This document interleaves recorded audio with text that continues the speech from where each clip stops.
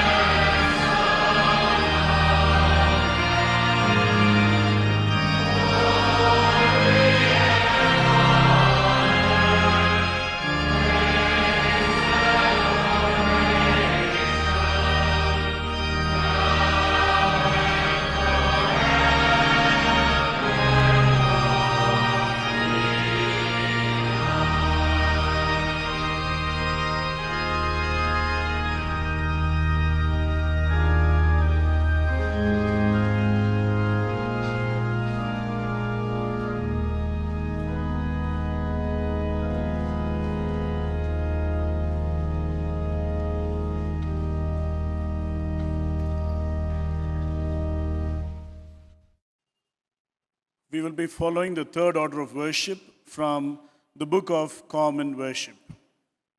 Let us worship God, enter his gates with thanksgiving and his courts with praise. Give thanks to him, bless his name. For the Lord is good, his steadfast love endures forever, and his faithfulness to all generations. O come, let us worship and bow down.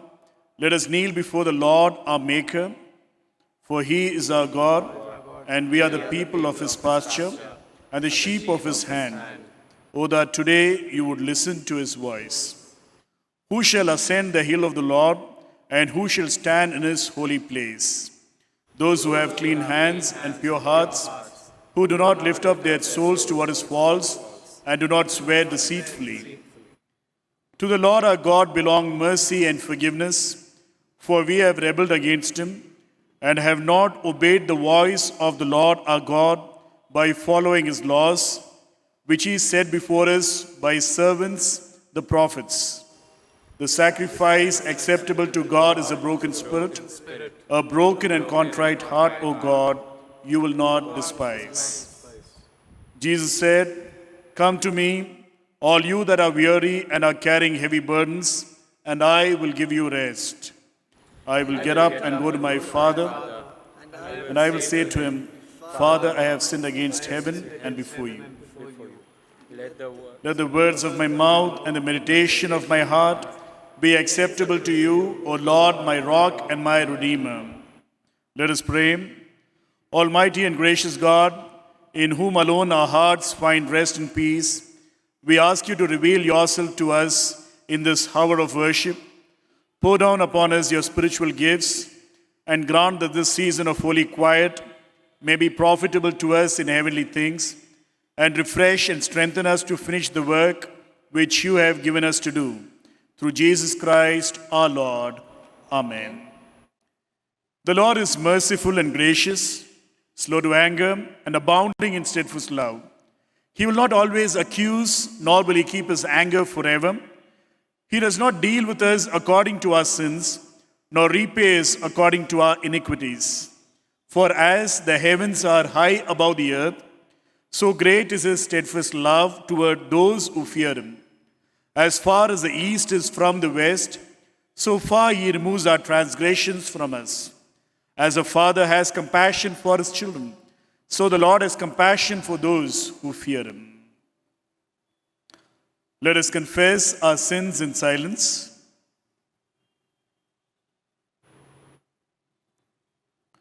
Let us say the prayer of confession together. Have mercy on me, O God, according to your steadfast love. According to your abundant mercy, blot out my transgressions. Wash me thoroughly from my iniquity and cleanse me from my sin. For I know my transgressions, and my sin is ever before me. Against you, you alone have I sinned, and done what is evil in your sight. Create in me a clean heart, O God, and put a new and right spirit within me. Restore to me the joy of your salvation, and sustain in me a willing spirit. Amen. O God, whose nature and property is ever to have mercy and to forgive, receive our humble petitions, and though we be tied and bound with the chain of our sins, yet let the pitifulness of your great mercy loose us, for the honor of Jesus Christ, our mediator and advocate. Amen. The collect for the day, let us pray. God of Shalom, who is gracious to make the last first and just to make the last first, grant us wisdom to be peacemakers, prudence to avoid conflicts and humility, and grace to resolve conflicts, so that the world may experience the tranquility and the fullness of joy, the presence of the Lord, through Jesus Christ, who lives and reigns with you and the Holy Spirit, one God, now and forevermore. Amen. The scripture lessons will be read to us now, beginning with the Old Testament lesson from the book of Genesis, chapter 13, verses 2 to 12. The Old Testament reading for the week is taken from the book of Genesis, chapter 13, verses begins from 2 and ends at 12. Genesis chapter 13 verses begins from 2. Abram had become very wealthy in livestock and in silver and gold. From the Negev, he went from place to place until he came to Bethel, to the place between Bethel and Ai where his tent had been earlier, and where he had first built an altar. There Abram had called on the name of the Lord. Now Lot, who was moving about with Abram, also had flocks and herds and tents. But the land could not support them while they stayed together, for their possessions were so great that they were not able to stay together. And quarreling arose between Abram's herders and Lot's. The Canaanites and Perizzites were also living in the land at that time. So Abram said to Lot, "Let's not have any quarreling between you and me, or between your herders and mine, for we are close relatives. Is not the whole land before you? Let's part company. If you go to the left, I will go to the right. If you go to the right, I will go to the left." Lot looked around and saw that the whole plain of the Jordan toward Zoar was well watered like the garden of the Lord, like the land of Egypt. So Lot chose for himself the whole plain of the Jordan and set out toward the east. The two men parted company. Abram lived in the land of Canaan, while Lot lived among the cities of the plain and pitched his tents near Zodom. Here ends the Old Testament reading. Thanks be to thee, O Lord.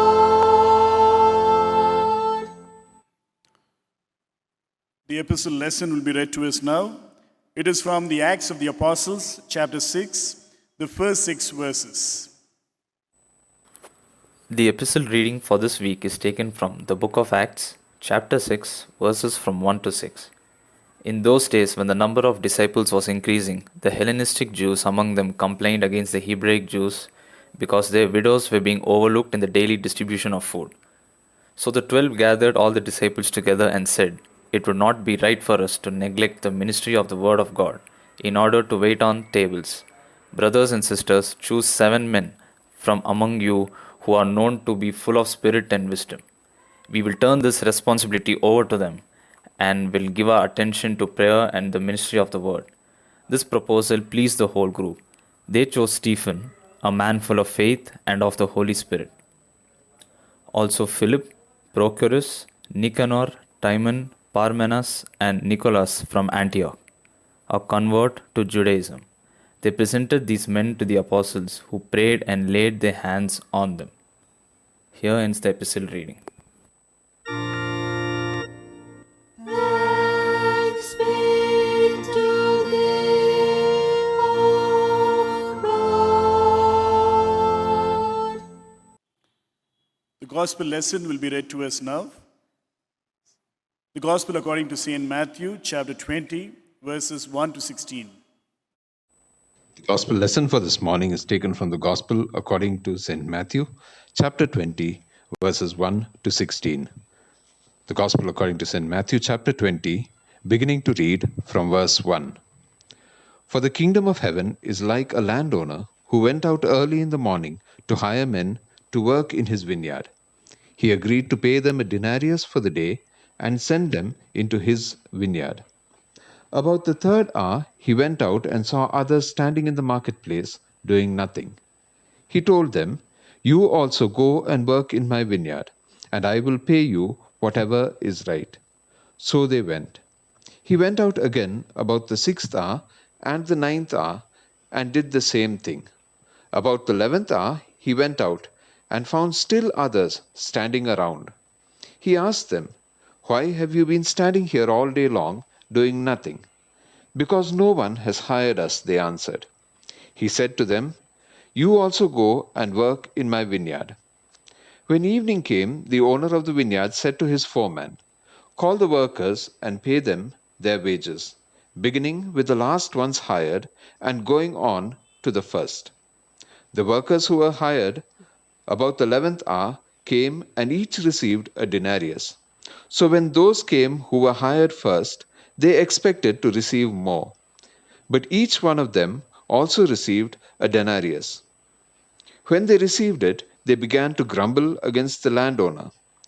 These men who were hired last worked only 1 hour, they said. And you have made them equal to us, who have borne the burden of the work and the heat of the day. But he answered one of them, Friend, I am not being unfair to you. Didn't you agree to work for a denarius? Take your pay and go. I want to give the man who was hired last the same as I gave you. Don't I have the right to do what I want with my own money? Or are you envious because I am generous? So the last will be first, and the first will be last. Here ends the gospel lesson. Praise be to thee, O Christ. Let us sing together the hymn for the healing of the nations.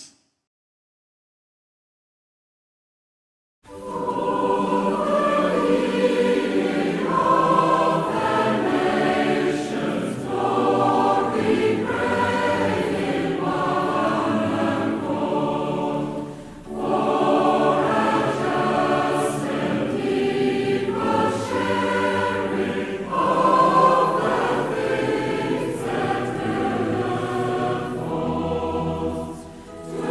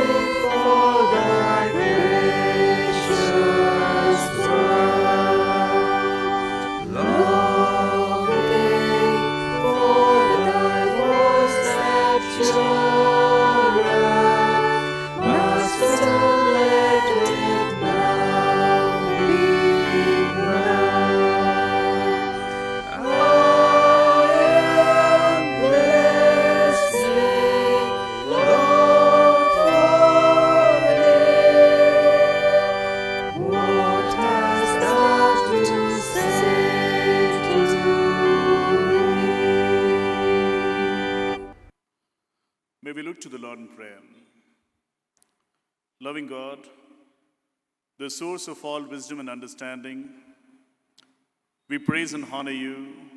We give you thanks for this beautiful time of reading your word and being inspired by your truth. As we reflect on your word, we pray that you will be around to train us, to instruct us, and to lead us towards fuller knowledge and abundant wisdom. In Jesus Christ's mighty name, we pray. Amen.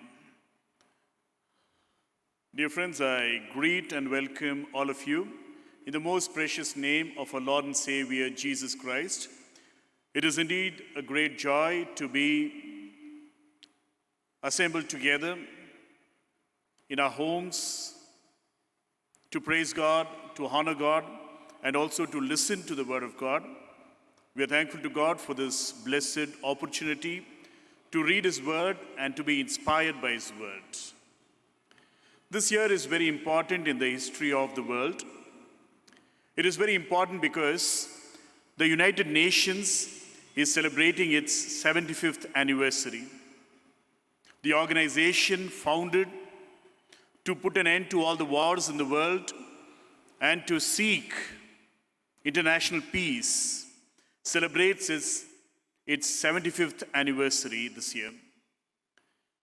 But this anniversary celebrations will take place in the context of a pandemic of gigantic proportions, a very huge health dilemma that we have, a very huge health issue that we have, which also has social and economic implications.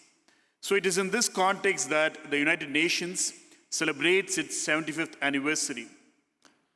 The Secretary General of the UN, while addressing a gathering a few days ago, made a very profound statement. He said, since the founding of the United Nations, the world has not faced a crisis that is so very complex, so very multidimensional, and which also poses a great threat to international peace and security. So according to him, the pandemic has implications for international peace and security, and these implications are very complex, they're very multi-dimensional as well.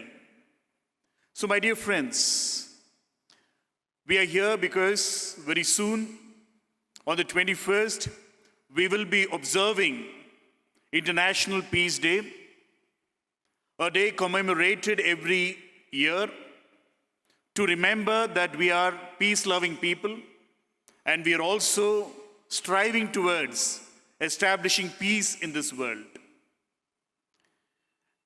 So, as we prepare to celebrate International Peace Day, as we prepare to celebrate the 75th anniversary of United Nations, a very important challenge before us is, how do we strive for peace in this scenario?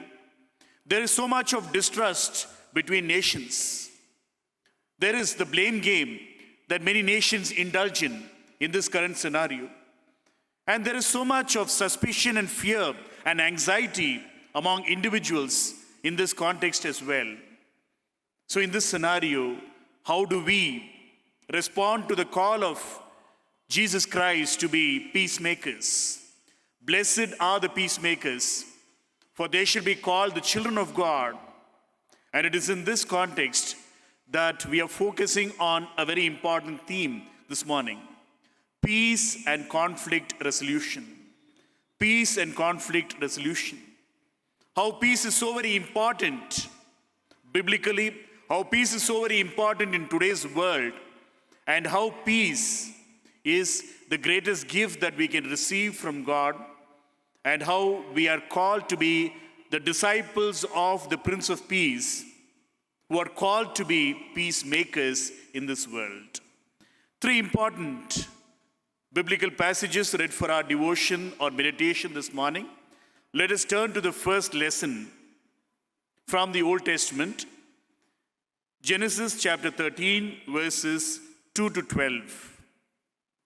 A very beautiful passage having a very important incident from the life of Abraham. Abraham, called as the father of faith, not only revered in the Christian faith, but also venerated in the Islamic and the Jewish traditions as well. So we read about a very important incident from the life of Abraham.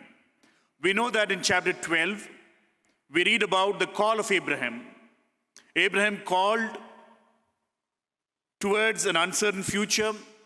Abraham called with the assurance of certain promises.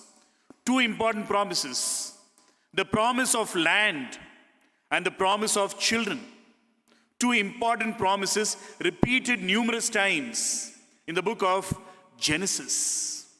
But when we come towards the end of chapter 12, and we have just been instructed that Abraham is a recipient of these promises and Abraham has received the call of God, we also read about how things are not very fine with Abraham. We might have assumed he has been called by God. God has promised several things to Abraham, and from now onwards, Abraham will have a wonderful time. He will have a time of great joy and peace. But we see something contradictory happening here. And that is the reason when you look at the latter half of chapter 12, we see there was a famine in the land.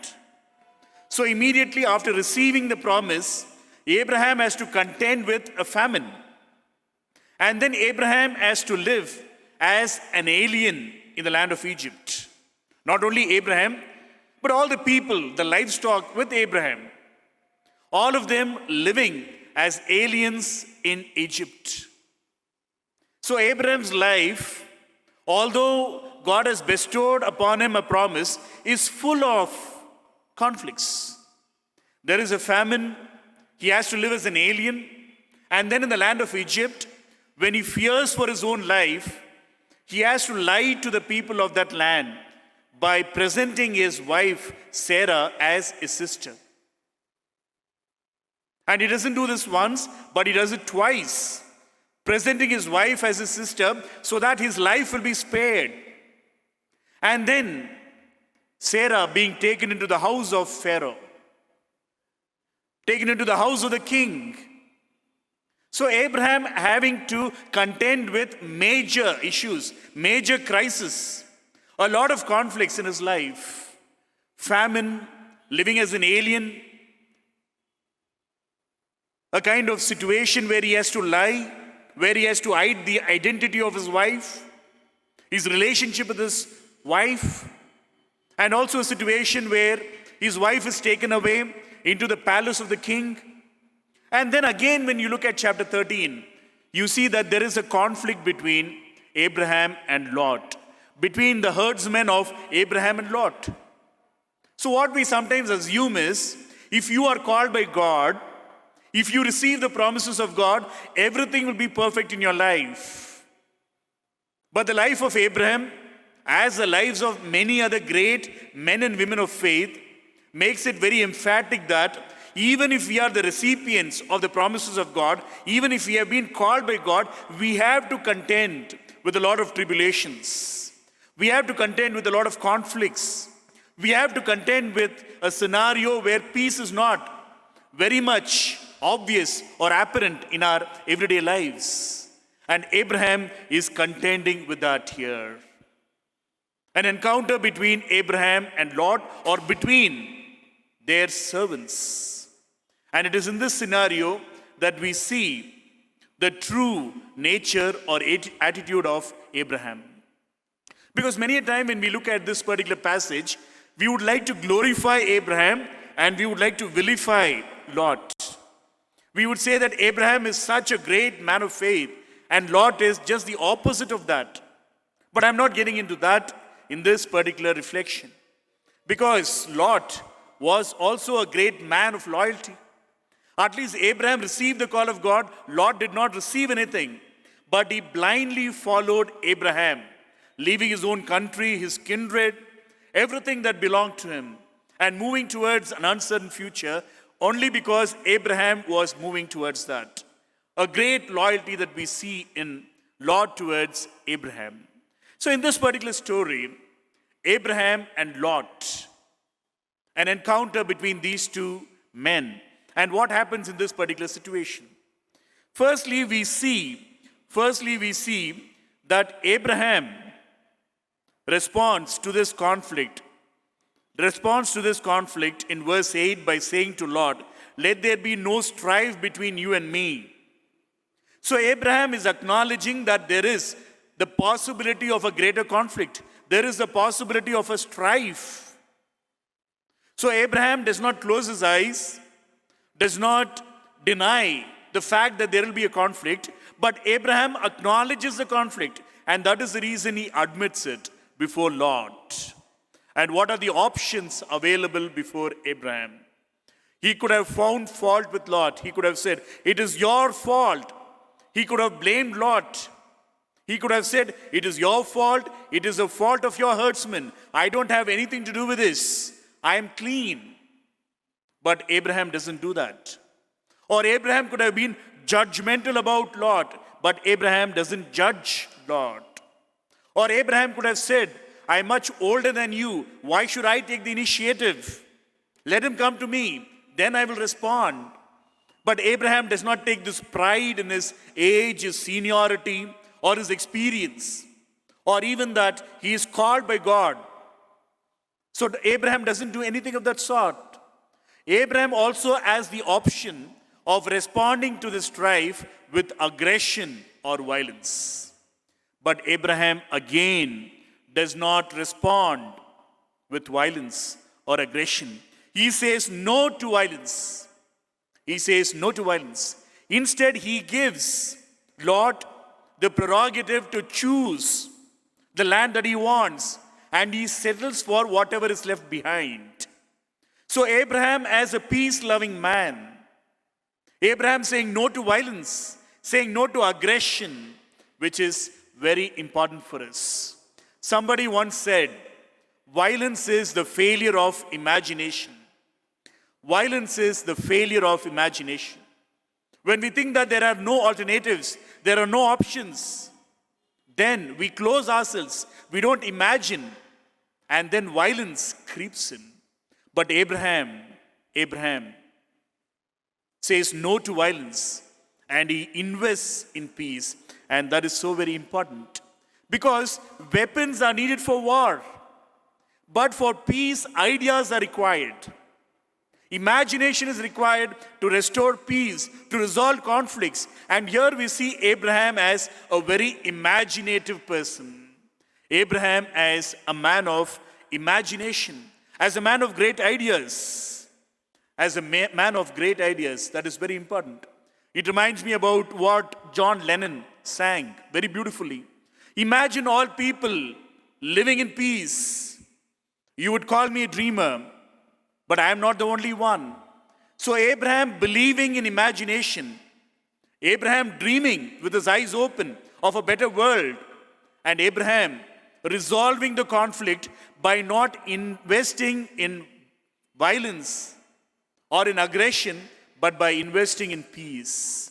So my dear friends, for peace and conflict resolution, imagination is very much required. Do we imagine new possibilities? Do we imagine new options? Do we imagine a world where there is peace? Very important challenge before each one of us. Secondly, the epistle lesson that was read for us this morning from the Acts of the Apostles, chapter 6, verses 1 to 6. The Acts of the Apostles, chapter 6, verses 1 to 6. Again, a very beautiful passage from the Acts of the Apostles, depicting a very important, challenging controversy that the early church faced.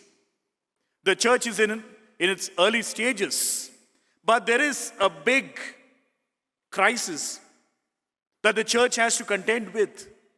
It is a crisis between two groups of people. You have the Hebrews on one side and the Hellenists on the other side. The Hebrews that we find in this particular passage are those who have lived all their life in Palestine, who are very well versed with the Jewish customs, the rituals, the practices, the culture, and who have decided to follow Jesus Christ. On the other hand, you also have the Hellenists. These are also followers of Christ, but they have lived elsewhere. They have lived away from Palestine. They are part of the diaspora. They have lived in different parts of the world, and especially in a context where the Greek culture is very predominant. These people have lived under the influence of Greek culture. They have been inspired by Greek culture. They have been inspired by Greek philosophy. They have been inspired by the Greek language. So there is a kind of controversy between these two different groups. Although both the groups believe in Jesus Christ, they have their own practices, they have their own traditions, and in that particular context, there is a rift between them. So we see that, let me read verses 1 and 2 for you.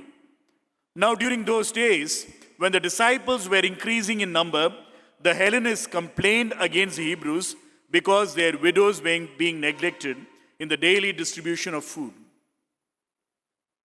Now, during those days, when the disciples were increasing in number, a strange irony or paradox, but very real. Whenever the church grows, even the problems grow.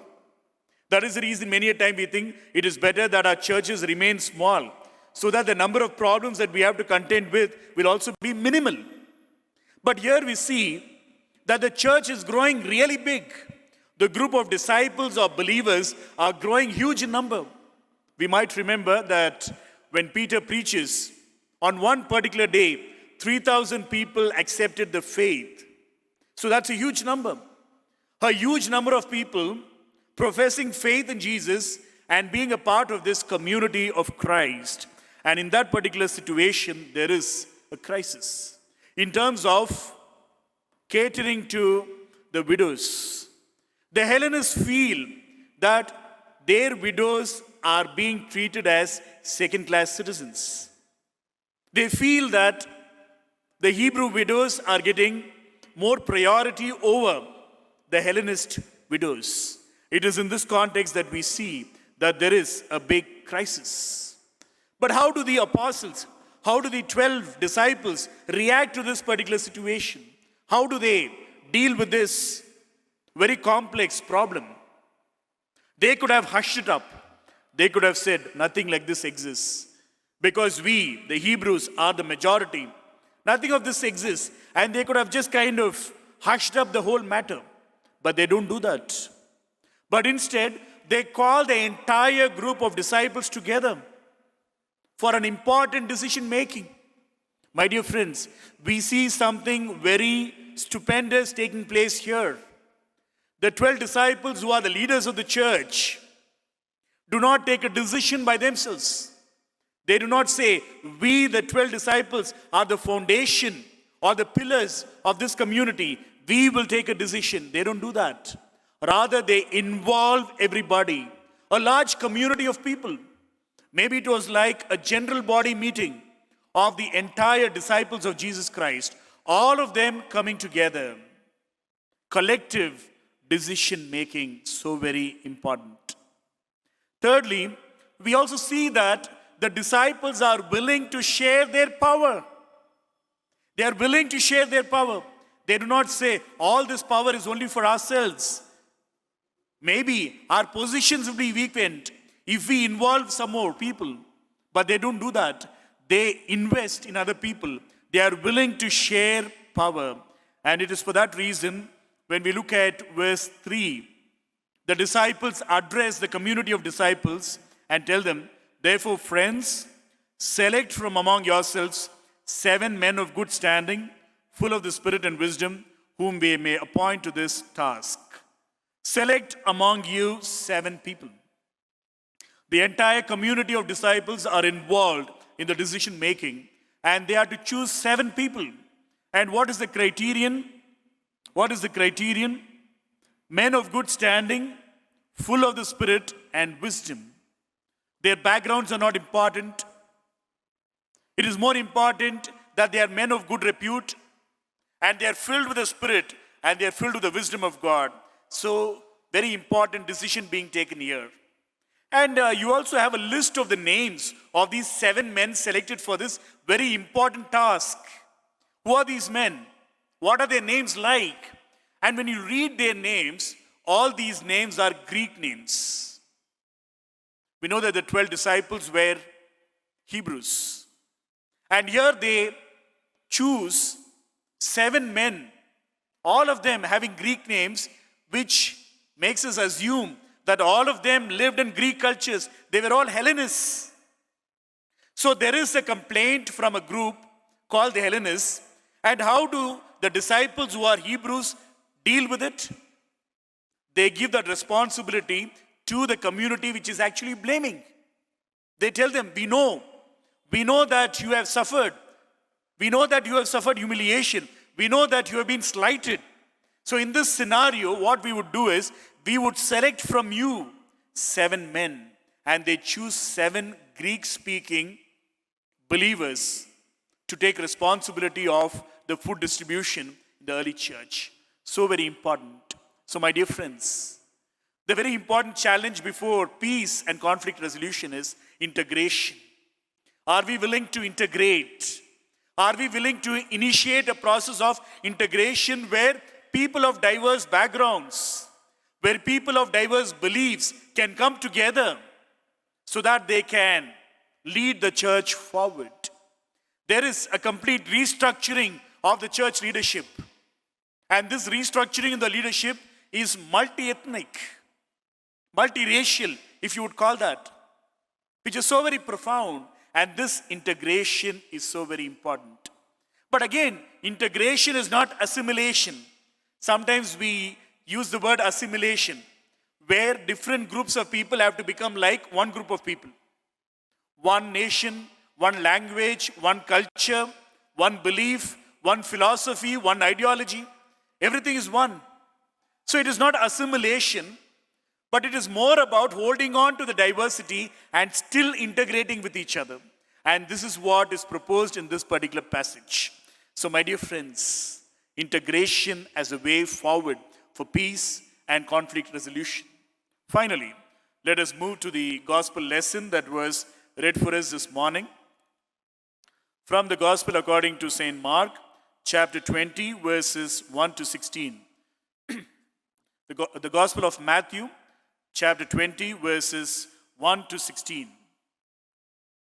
Here we see an important parable from the teaching of Jesus. The parable about the laborers in the vineyard.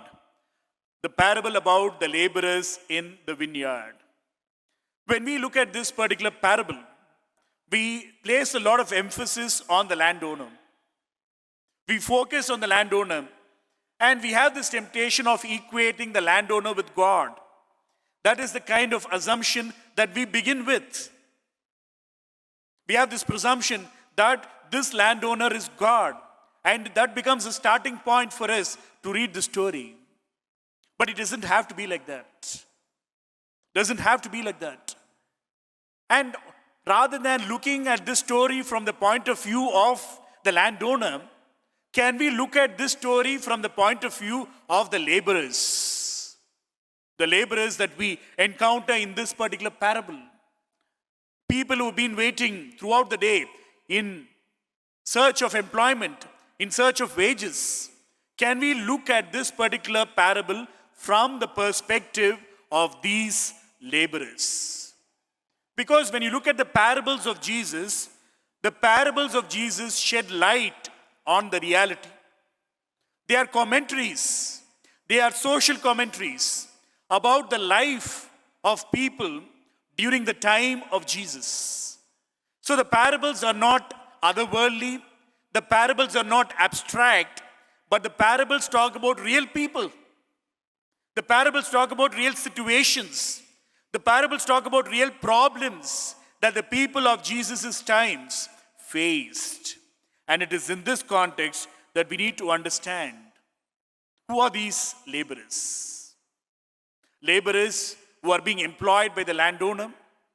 so that they may work in the vineyard. But who are these laborers who are standing at the marketplace, who are standing for long durations?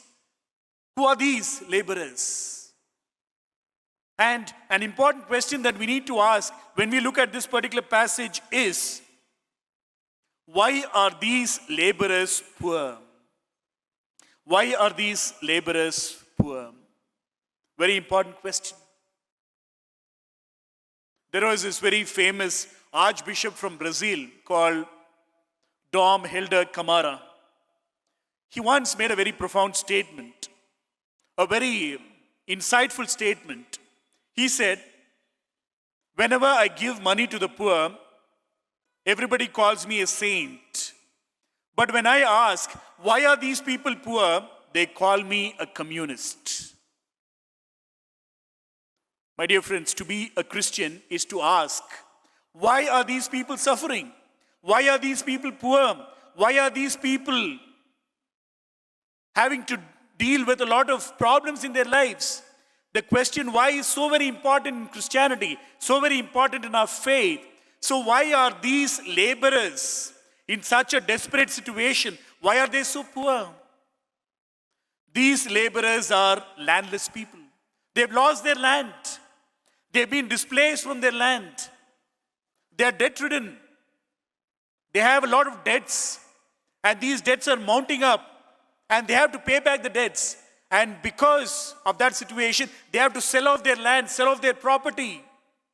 People living in very desperate situations.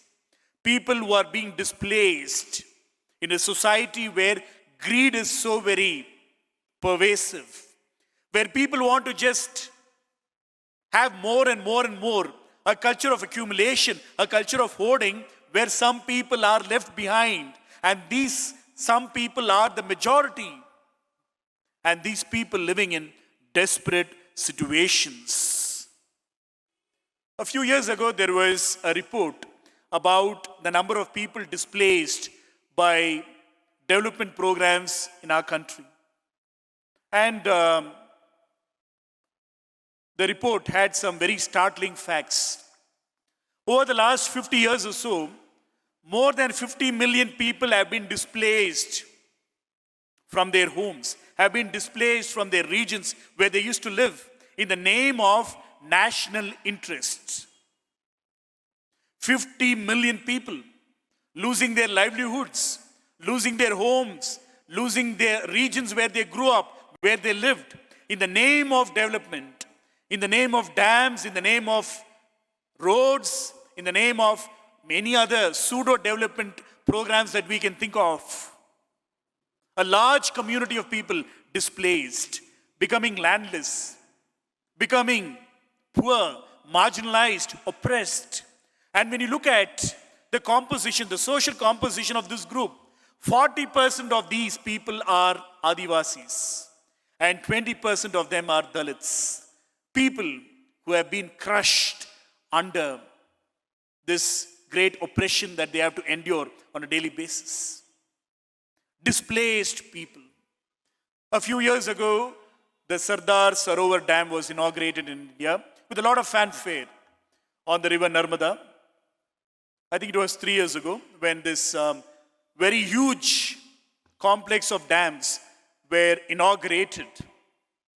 And when we read reports about the number of people being displaced by this dam project, we can see that more than 3.5 lakh people lost their livelihoods, lost their home, lost their regions because of these development plans.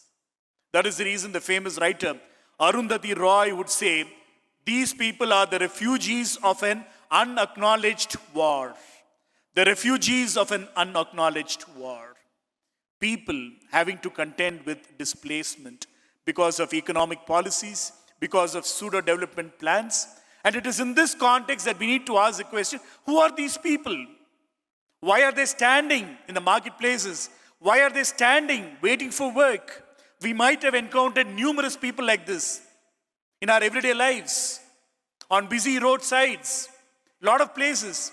You see people waiting from morning till night, looking for some employment so that they can feed their children, so that they can have some money to take care of the needs of their family. Have we ever asked the question, who are these people? Why are they poor? What is the reason for their situation? Have we asked this question? If we ask this question, it is truly a question that places a lot of emphasis on the Christian faith. Secondly, when you look at the landowner here, he calls himself as very generous. I am a generous person. When you look at verse 15, he calls himself as generous. But when you look at what he pays the laborers, he is paying them the usual daily wage. Not something great, a very small amount of money. So there is a lot of cheap labor at his disposal. And that is the reason this man can do anything with that cheap labor. He is not generous. And he also says, I choose to give. Verse 14. I choose to give. Do not complain. It is my choice to give. You see a complete undermining of labor here. This man acts like as if he is involved in some charity work, like as if he is giving something as alms to a beggar. That is the reason he says, I choose to give. But my dear friends, there is an undermining of the labor that these people have been involved in. So it is in that situation that you see a few people grumbling. They are grumbling about this very different kind of system where they have worked for the entire day and they get a very small amount of money, whereas people have worked for a very short span of time and they get the same amount of money. They're not too happy about the situation. They grumble, they protest, they murmur, they resist. In that situation, the landowner shames them publicly, humiliates them publicly. He blacklists them. This is what happens to the whistleblowers. As long as you're happy with the system, you're okay. When you question the system, you are humiliated, you are abused, and you are blacklisted. So, my dear friends, when we read this parable again, this parable has this very beautiful phrase. The last will be the first, and the first will be the last. And we think that it's a very spiritual statement, a very abstract statement. But my dear friends, people who have worked in the sun, people who have carried heavy burdens, people who have been traumatized, people who have endured a lot of sufferings, a lot of trials, and to them, if this statement is said, does it make sense? It is in this scenario that we need to read this particular parable afresh. This parable is a social commentary about what happened during Jesus' times, about how people at the bottom of the ladder were subjected to a lot of persecutions, a lot of sufferings, and how they had to endure it. In this situation, Jesus is asking us a very important question. Who are these laborers? Why are they standing from morning till evening in the marketplace? Why are they looking for jobs? How have they become poor? Why are they landless? Why do they have to suffer? So Jesus' ultimate preference for the poor, which is so very much important in this particular scenario. This requires a response of great integrity from each one of us. When we talk about integrity, we usually talk about personal integrity. We talk about individuals' integrity, honesty. But we also have to talk about our socio-economic behavior, our socio-economic integrity. That is so very important. And the landowner in this particular story, falls short of the expectations of God in the way he treats these people who have labored for him. So, my dear friends, a very important theme given for our meditation this morning: peace and conflict resolution. How can we dream about a world where there will be peace, where we can also be involved as peacemakers, where we can be involved in this process of shaping peace? And what are the important challenges before us? So when we respond to this call to be peacemakers, we need to be people of imagination, people who can imagine a new, better world, a fair world, a just world. So we need to be people of imagination. We also need to be people of integration. People who integrate, who bring about an integration between different communities of people so that there will be a harmonious existence between diverse groups of people. We are also called to be people of integrity. Not only personal integrity, not only individual discipline, not only individual morality, but social ethics. Socio-economic integrity is what is required from all of us. So, my dear friends, may God bless each one of you. May receive God's blessings in abundance, and may we continue to be the peacemakers that God has called us to be, so that we will truly be called the children of God. May God bless you all. Amen.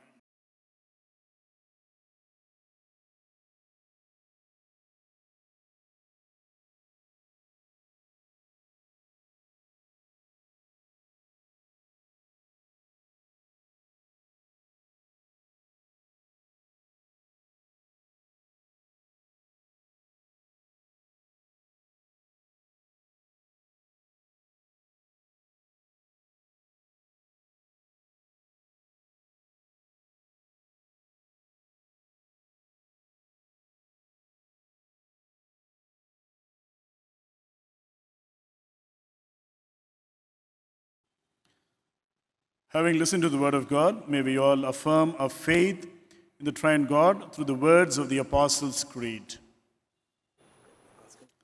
I believe in God, the Father Almighty, creator of heaven and earth. I believe in Jesus Christ, God's only Son, our Lord, who was conceived by the Holy Spirit, born of the Virgin Mary, suffered under Pontius Pilate, was crucified, died, and was buried. He descended to the dead. On the third day he rose again. He ascended into heaven. He is seated at the right hand of the Father, and he will come to judge the living and the dead. I believe in the Holy Spirit, the Holy Catholic Church, the communion of saints, the forgiveness of sins, the resurrection of the body, and the life everlasting. Amen. The church announcements will be displayed to us now.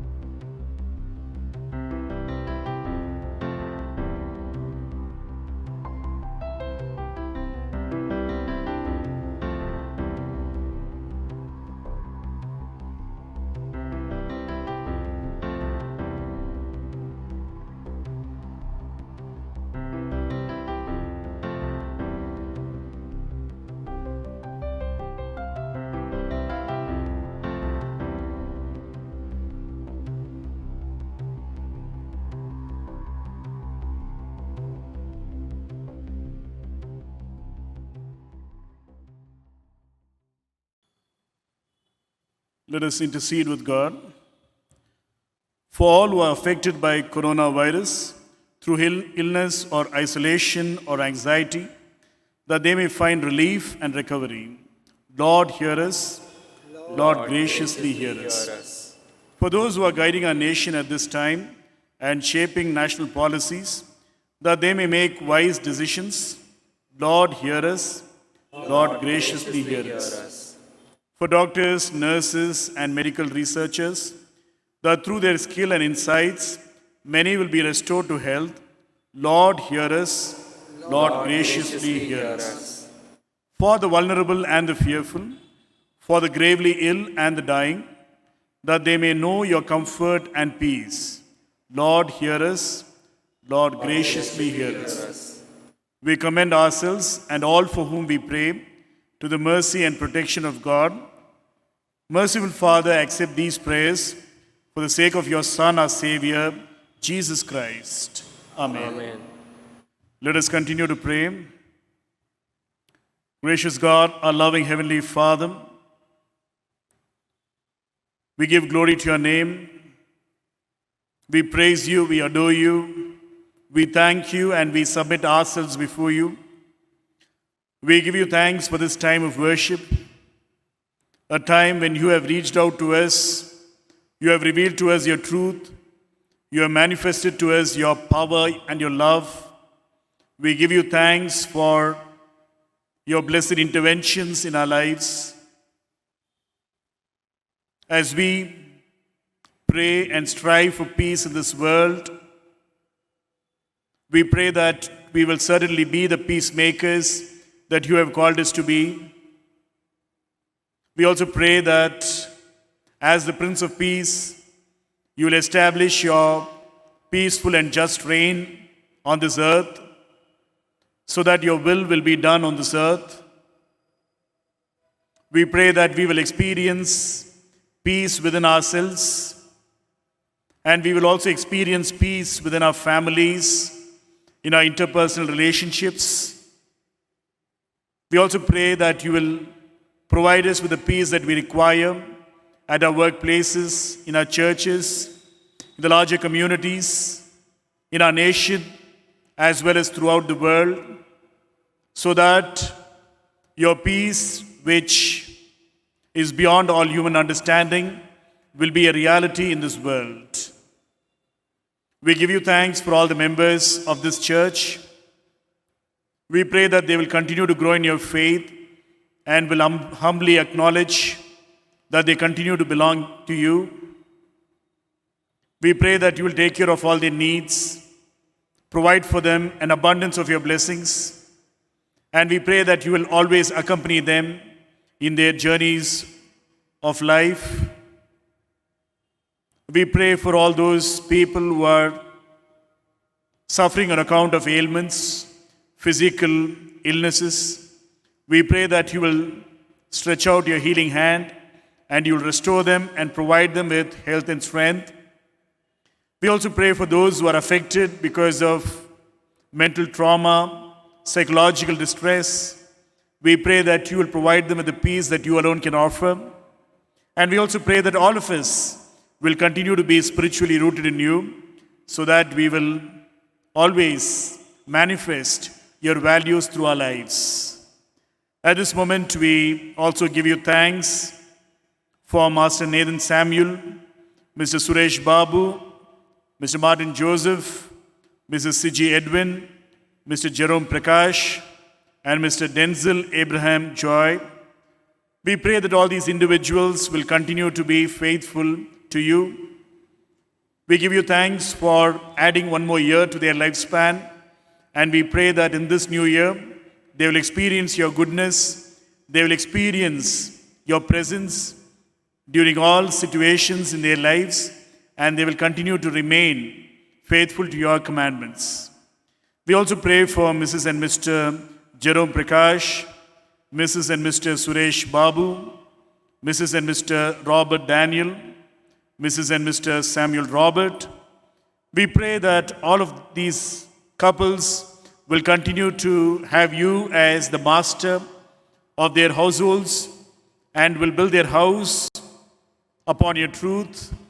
We pray that they will always lead Christian lives so that they will exhibit your precepts through their livings. We pray that they will remain faithful to each other and they will always honor you and they will receive your blessings in abundance. We pray for this nation. We pray that you will take care of all the needs of all the citizens of this nation. We also pray for this world, and we pray that the world that we dream of, the world where your reign will be sustained, will become a reality. We also pray that you will continue to reign over this earth and provide your peace, joy, harmony to all of us. We also give you thanks for the abundant blessings that you have showered upon us. And from that, we give you a small portion. And we pray that you will receive our offerings and you will utilize them for the furtherance of your ministry in this world. Continue to be with us, guide us, bless us, and lead us. In Jesus Christ's most holy name, we pray. Amen. Let us say the prayer taught by our Lord together. Our Father in heaven, holy be your name. Your kingdom come, your will be done, on earth as it is in heaven. Give us this day our daily bread, and forgive us our sins as we forgive those who sin against us. And lead us not into temptation, but deliver us from evil. For yours is the kingdom, the power, and the glory, forever and ever. Amen. May we all receive the blessings of the Triune God. Now to him who by the power at work within us is able to accomplish abundantly, far more than all we can ask or imagine, to him be glory in church and in Christ Jesus to all generations, forever and ever.